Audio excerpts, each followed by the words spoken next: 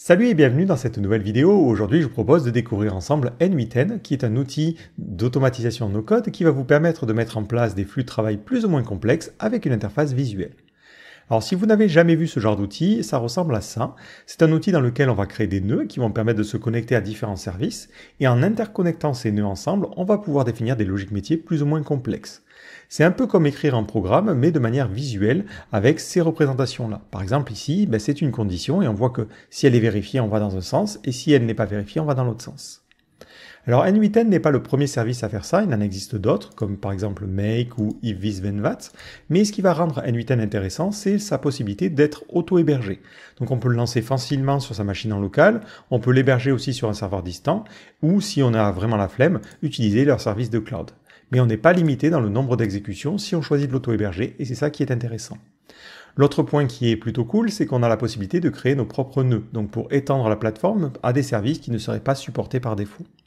Et enfin, le dernier point, c'est son support assez récent des outils d'intelligence artificielle qui permettent de rajouter de la logique un petit peu plus intelligente que juste des nœuds basiques. Donc ce que je vous propose dans cette vidéo, c'est de voir un petit peu comment fonctionne cet outil à travers un cas concret, et je ferai une seconde vidéo qui sera plus technique où on apprendra à créer ses propres nœuds. Alors pour lancer N8N en local, vous avez deux solutions, soit vous pouvez utiliser Docker, soit vous pouvez utiliser directement un environnement JavaScript, donc soit NPM, soit Bun par exemple. Moi dans mon cas j'utilise Bun, donc directement au niveau de mon terminal, je vais taper bunx, si vous êtes sur NPM vous faites npx, et ensuite N8N. Cette commande va télécharger toutes les dépendances nécessaires à N8N pour fonctionner, et ensuite ça va lancer un petit serveur sur le port 5678. Je peux appuyer sur la touche O pour automatiquement ouvrir ça sur mon navigateur. Lors de votre premier démarrage, il vous demandera de créer un compte administrateur. Donc moi ici je vais rentrer mon email, ensuite je vais rentrer un nom bidon, et ensuite mon mot de passe. Je ne vais pas forcément cocher la case parce que je n'ai pas forcément envie de recevoir des mises à jour. Ensuite, on me demande quelques petites informations pour personnaliser l'interface. Moi, je vais directement ici cliquer sur Get Started.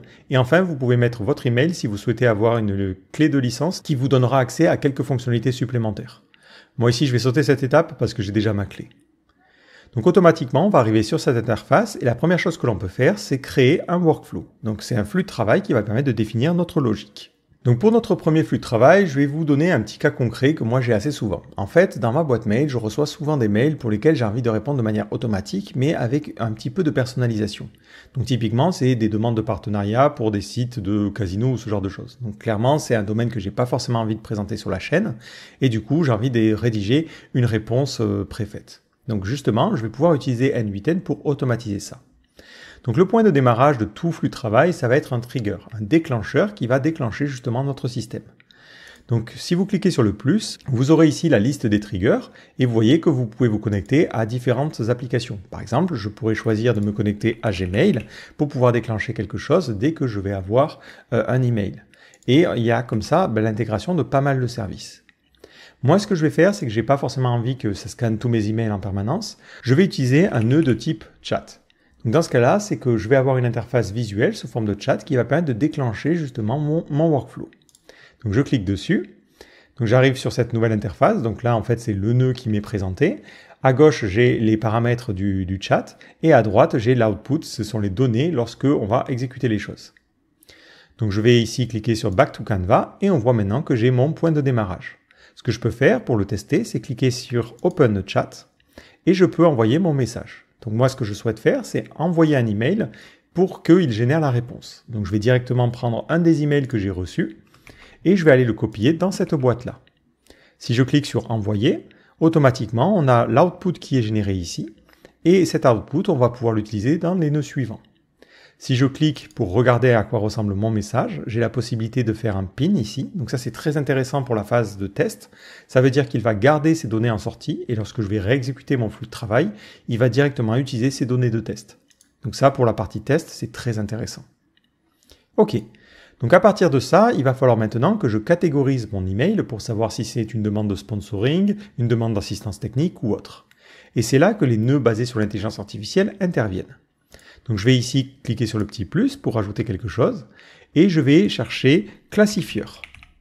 Et j'ai ce nœud-là qui s'appelle texte classifier qui va me permettre de catégoriser mon texte. Donc en premier paramètre, il a besoin du texte à classifier. Ce que vous pouvez faire, c'est prendre les données du nœud précédent. Pour cela, vous pouvez directement prendre la donnée et faire un glisser-déposer. Et il va automatiquement vous écrire le code qui permet justement de faire référence à cette variable-là. Donc là, dans le JSON de l'étape précédente, il récupère la propriété chatInput, qui est donc ce contenu-là. Ensuite, pour mon classifieur, je vais rajouter des catégories. Je vais rajouter une première catégorie qui va s'appeler demande de sponsoring, ou juste sponsor. Et je vais donner une petite description qui permet d'expliquer à quoi doit ressembler un message qui est une demande de sponsor. Donc moi, ça je l'ai déjà fait, ça ressemble à ça. Mais je vais aussi rajouter une autre catégorie pour de la demande d'aide. Donc ça, c'est pour les gens qui me posent des questions, par exemple techniques, par message. Et dans ce cas-là, je les renvoie sur le chat Discord ou ce genre de choses. Et vous pouvez créer autant de catégories que vous le voulez. Vous pouvez aussi rajouter des options. Et par exemple, moi, je vais lui dire de rajouter une option quand on n'a pas de correspondance. C'est-à-dire que parfois, je vais peut-être envoyer des mails qui ne correspondent à aucune de ces deux catégories. Donc maintenant, si je ferme ça, je vois que j'ai mon classifieur qui est créé et on a deux sorties, sponsor et aide. D'ailleurs, on devrait en avoir une troisième. Ici, quand je lui ai dit quand il n'y a pas de match, voilà, génère une autre branche. OK. Donc maintenant, dans mon classifieur, j'ai besoin d'un modèle parce que ça, c'est quelque chose qui est basé sur l'intelligence artificielle. Donc au niveau des modèles, vous avez aussi tout un tas de services que vous pouvez connecter. Vous pouvez même connecter un modèle local avec Ollama. Alors moi, vu que je suis en train de faire un enregistrement vidéo, Ollama, ça ne marchera jamais. Donc je vais me baser sur Mistral. Donc ici, je choisis ce modèle-là. Pour ce modèle-là, il va falloir que je définisse des codes d'accès pour me connecter à l'API de Mistral. Ce sera la même configuration que vous allez avoir besoin de faire sur les autres services d'intelligence artificielle. Donc là, directement, je vais coller ma clé d'API. Une fois que vous avez rentré ces credentials, ils sont partagés dans votre flux de travail. Donc c'est ça qui est aussi intéressant. Vous n'aurez pas besoin de les retaper à plusieurs reprises. Donc je ferme ça. Je vais choisir comme modèle le modèle Mistral Medium. Mais dans le cas des classifieurs, j'ai pu faire quelques essais. Vous n'êtes pas forcément obligé de sortir un gros modèle. Des petits modèles peuvent très bien s'en sortir pour classifier des messages. Donc maintenant, ce que je peux faire, c'est tester ce nœud-là. Donc pour cela, je clique sur la petite flèche de lecture. Il va envoyer mon message à Mistral. Et automatiquement, il va utiliser une de ces branches pour faire sortir l'email. Dans mon cas, il a découvert que c'était bien du sponsoring. Donc à partir de là, moi je veux générer un email personnalisé. Donc soit je peux directement renvoyer toujours le même email, soit si je le souhaite, je peux aussi utiliser de l'intelligence artificielle. Donc là je vais cliquer sur le plus et je vais choisir d'utiliser un agent. Donc pour cet agent-là, on va avoir besoin de lui donner des sources du prompt. Moi je vais lui dire que je vais te définir le message. Et un autre point intéressant, c'est la partie ici. Vous pouvez rajouter un système message qui vous permet d'expliquer à l'assistant ce qu'il est.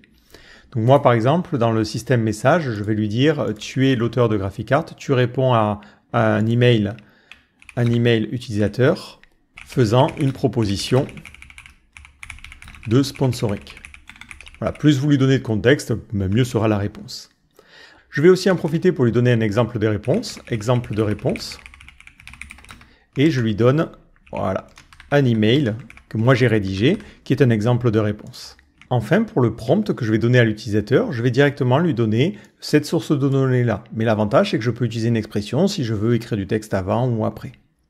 Autre petit point intéressant, c'est que l'IA, elle peut sortir du contenu un peu n'importe comment. Donc vous pouvez cocher cette case-là si vous avez besoin d'un format particulier en sortie. Ok, donc là, je vais quitter ce module-là et vous voyez que j'ai plein de petits trucs en dessous. Alors d'abord, il va falloir choisir le modèle à utiliser. Donc vous pouvez utiliser un modèle différent. C'est pas mal intéressant de pouvoir utiliser des modèles adaptés en fonction des tâches. Mais si je le souhaite, je peux me connecter au même modèle en faisant un glisser-déposer. Ensuite, je vais aussi choisir un parseur. Donc ça va me permettre de spécifier comment je veux que les données sortent en sortie. Et moi, je vais choisir ici un parseur JSON. Donc là, je peux lui donner un exemple de ce que je souhaiterais obtenir. Par exemple, je vais lui donner body. Et ça serait réponse faite à l'utilisateur. Et si vous voulez par exemple générer un sujet pour le mail, vous pouvez mettre subject et vous mettrez par exemple demande de partenariat. Donc ça permet de forcer l'IA à automatiquement formater les choses d'une certaine manière et ça vous permet ensuite de pouvoir passer les données à un nœud suivant. Et vous pouvez même demander à une IA de fixer le format si c'est nécessaire. Bon là je ne vais pas le faire, on va juste partir sur ça. Donc maintenant que mon nœud est fait, ce que je peux faire, c'est cliquer sur la lecture ou aller ici pour cliquer sur Execute Step pour voir ce que ça donne. Donc ça va prendre plus ou moins de temps en suivant le modèle que vous avez utilisé. Donc on voit qu'ici, il a généré bien le bon sujet et le body. Pareil, si je souhaite garder ces données-là pendant les phases de test, je peux pin les données, et dans ce cas-là, il ne réappellera pas le modèle lorsque je ferai un test.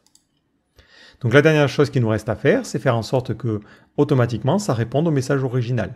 Donc ici, je vais recliquer ici, et je vais chercher Response, et on a Respond to Chat. Donc on peut choisir le message à renvoyer. Donc moi je vais directement renvoyer le body ici. Je vais décocher la case Wait for User Reply et on sera bon. Je vais juste prendre en compte la petite alerte qu'il nous donne ici. Il faut que je lui mette le Response Mode en mode Using Response Node. OK. Donc je reviens à ce niveau-là. Je vais aller modifier les paramètres. Et dans la partie Options, je vais rajouter ici Response Mode et je vais lui donner Using Response Node. Donc la réponse sera renvoyée par un nœud.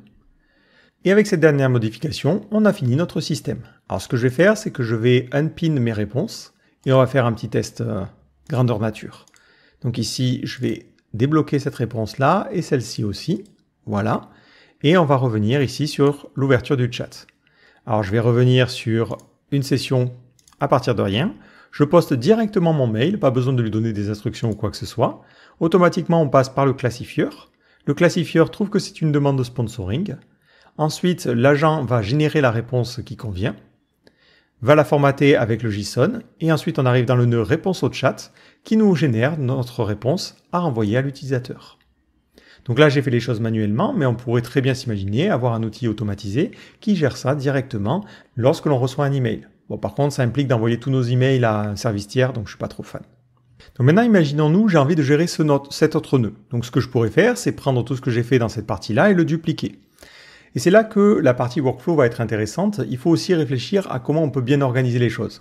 Au final, je me dis qu'en fonction de la demande que je reçois, ce qui va changer, c'est les paramètres que je vais envoyer à l'IA. C'est ce que je vais lui mettre ici, c'est l'exemple de réponse ou ce genre de choses. Donc là, je vais mettre une étape intermédiaire où je vais pouvoir créer les champs que j'enverrai ensuite à mon agent. Donc ça, je le déplace un peu sur le côté. Et ici, je vais supprimer cette liaison-là.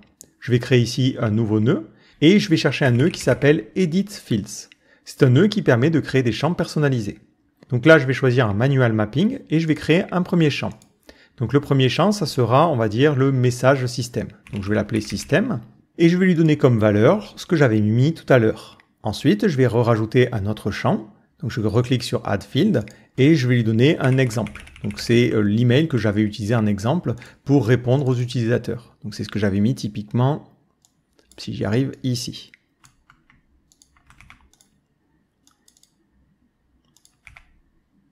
Au passage, si vous avez des longs textes, vous pouvez cliquer sur cette petite flèche et ça vous met le texte en grand et là vous pouvez taper avec un petit peu plus de confort. Et on va rajouter un autre champ qui va être le message original et là on va directement reprendre la valeur depuis le chat input. Comme ça me permet d'avoir les données qui vont être dans des champs qui vont avoir des bons noms et l'avantage c'est que si je veux brancher d'autres trucs plus tard, je pourrai le faire plus facilement. Ok, donc là j'ai mes trois champs que je vais pouvoir faire correspondre. Donc maintenant, je vais connecter ces trois champs à mon agent. Et dans mon agent, je vais pouvoir modifier les choses. Donc typiquement, dans la partie système message, j'ai besoin de remplacer par le résultat de l'étape précédente. Là, on voit qu'on n'a pas ces données-là. Donc on peut réexécuter les nœuds précédents pour justement obtenir les informations. Alors là, ce que je vais faire, c'est que je vais pin ce message-là, encore une fois. Je vais venir ici, je vais cliquer sur exécuter et je vais repin ici. Voilà. Donc maintenant, dans mon agent, j'ai les données de l'étape précédente et à ce niveau-là, je peux lui dire ça, tu vas le remplacer par les données du système. Et il m'a mis ça n'importe comment, donc je vais le faire en grand écran, ça sera plus simple. Donc les données du système, je les mets là et l'exemple de réponse, donc c'est cette partie-là, je vais la mettre à ce niveau-là. Et comme ça me permet de générer un prompt un petit peu dynamique en fonction de l'étape précédente. Si je reviens dans cette partie-là, je n'ai plus de JSON chat input. Ce que je veux vouloir récupérer, c'est le message original, donc je le mets ici.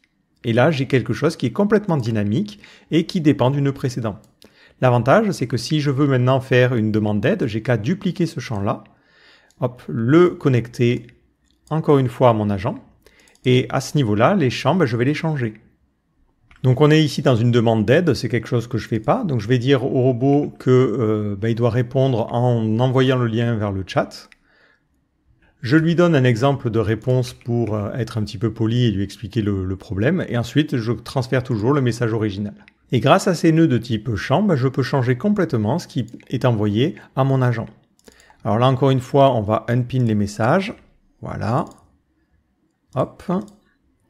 Et ici, pareil. Et ce qu'on peut faire peut-être pour finir, c'est connecter le hover. Donc dans ce cas-là, on va renvoyer directement une réponse où on dira bah, je n'arrive pas à comprendre le type de mail. Je n'arrive pas à identifier le type d'email. Et on ne cochera pas Wait for user reply. On va refaire un petit essai. Je vais recliquer sur Open Chat. On va reset la session. Je vais ici taper mon message, donc c'est maintenant une demande d'aide. Le classifieur va comprendre que c'est une demande d'aide, va modifier les champs et la réponse que je vais recevoir va être différente de la méthode précédente. Bon, pour le coup, il n'y a pas forcément beaucoup de variations par rapport à mon exemple, mais voilà une réponse automatique qui a été générée que je peux directement copier-coller.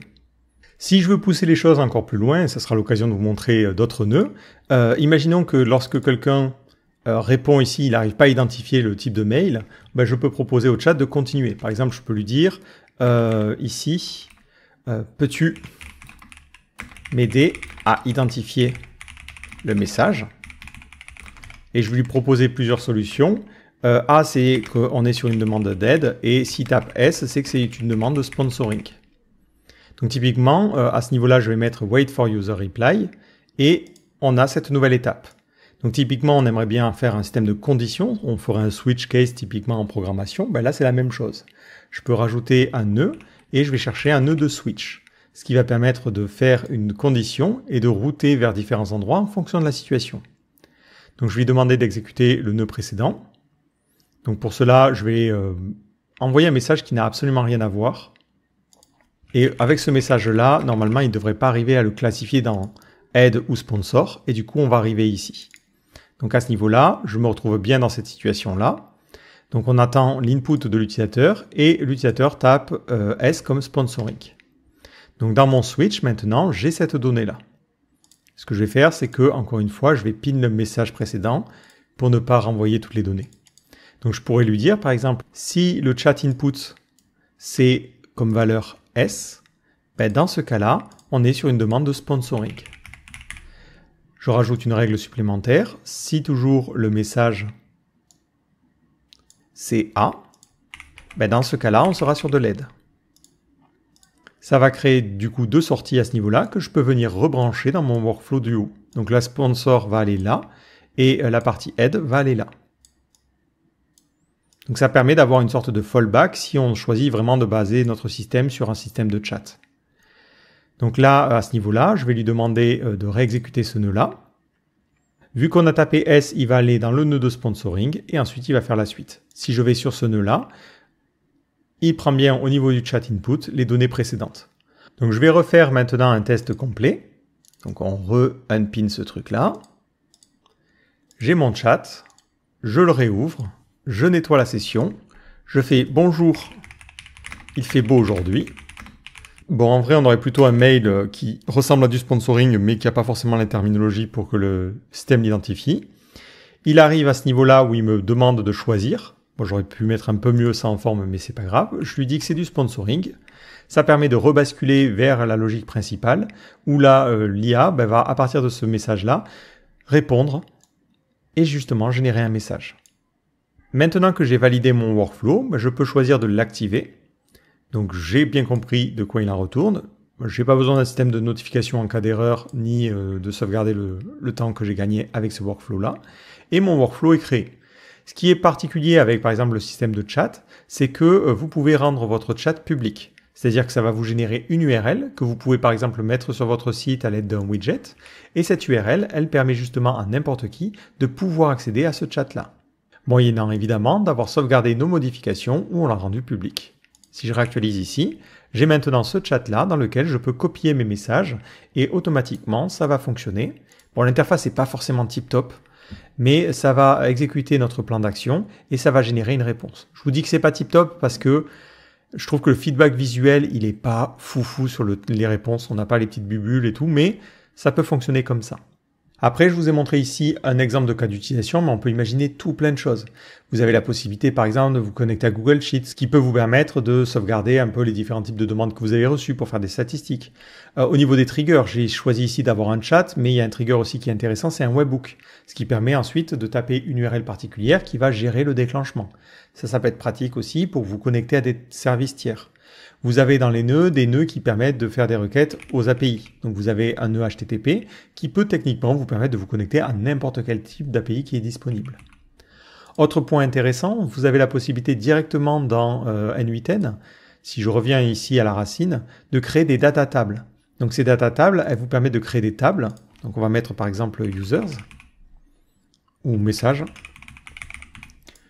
Et à ce niveau-là, on mettra un champ supplémentaire qui serait le message. Hop là.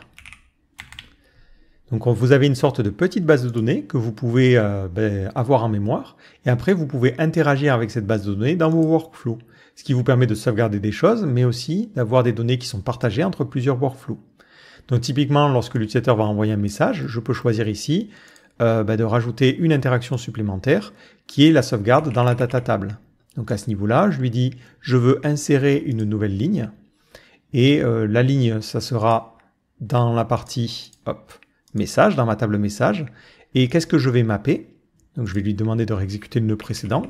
Voilà. Et si je reviens ici, je vais lui dire il faut que tu mettes le chat input dans la table message. Et comme ça, il remplira cette table automatiquement. J'exécute. Et si je reviens maintenant dans ma partie, alors je vais sauvegarder un peu avant. Si je reviens dans ma partie data table, je vais bien avoir mon message qui a été créé.